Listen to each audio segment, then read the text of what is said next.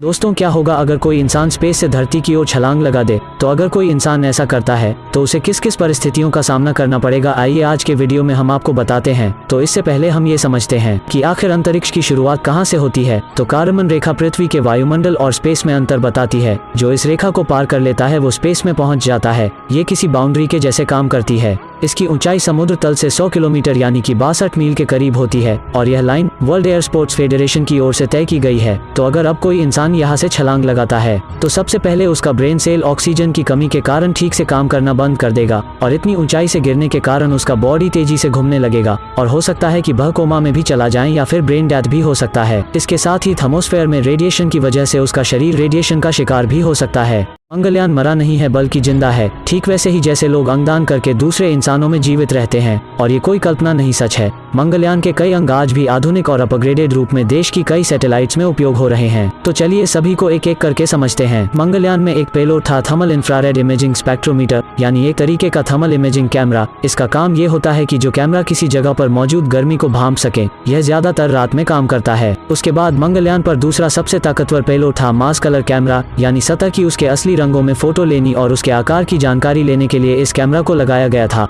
और इस तरह के कैमरे का इस्तेमाल भारत में कई सैटेलाइट्स में होता है। अब अगर हम बात करें मंगलयान के methane sensor for mass payload की, तो इसे भी भविष्य में अंतरिक्ष में अन्य ग्रहों की खोज या फिर चंद्रयान मिशन में इस्तेमाल किया जा सकता है। इससे किसी भी ग्रह पर जीवन के संकेतों को खोजने में आसानी होती है। भविष्य में कुछ ऐसे सैटेलाइट्स और अंतरिक्षयान भेजे जाएंगे जिसमें एक्सोस्फेरिक न्यूट्रल कंपोजिशन एनालाइजर और अल्फा फोटोमीटर की तकनीक का भी उपयोग हो सकता है। हमारा चांद शुरू से ही वैज्ञानिकों के लिए एक रहस्यमय प्लैनेट रहा है। आज तक वैज्ञानिकों द्वारा जितने भी मून मिशन भेजे गए हैं उसमें वैज्ञानिकों ने आज तक यह पूर्ण रूप से पता नहीं लगा पाया है कि आखिर हमारा चांद का रहस्य क्या है। कुछ वैज्ञानिकों ने तो यहाँ तक कह दिया है कि हमारा चांद एक प्राकृतिक उपग्रह है ही नहीं बल्कि एलियन द्वारा बनाया गया एक आर्टिफिशियल उपग्रह है। वैज्ञानिकों का मानना है कि अब तक किए गए खोज के अनुसार चांद की संरचना बहुत ही रहस्यमय है, जो अन्य ग्रह के उत्पत्ति से कुछ भी मेल नहीं खाती है। कई खोजों द्वारा और प्रयोगों द्वारा वैज्ञानिक दावा करते हैं कि हमारा चांद अंदर से पूरा खोखला है और ऊपर की सतह कई धातु और खनिज से बनी हुई है। अपोलो मिशन के दौरान चंद्रमा को उन्होंने बड़ी गहराई से जानने का प्रयास किया। उन्होंने पाया कि चंद्रमा पर कुछ ऐसे तत्व मौजूद है जो प्राकृतिक रूप से नहीं पाए जाते हैं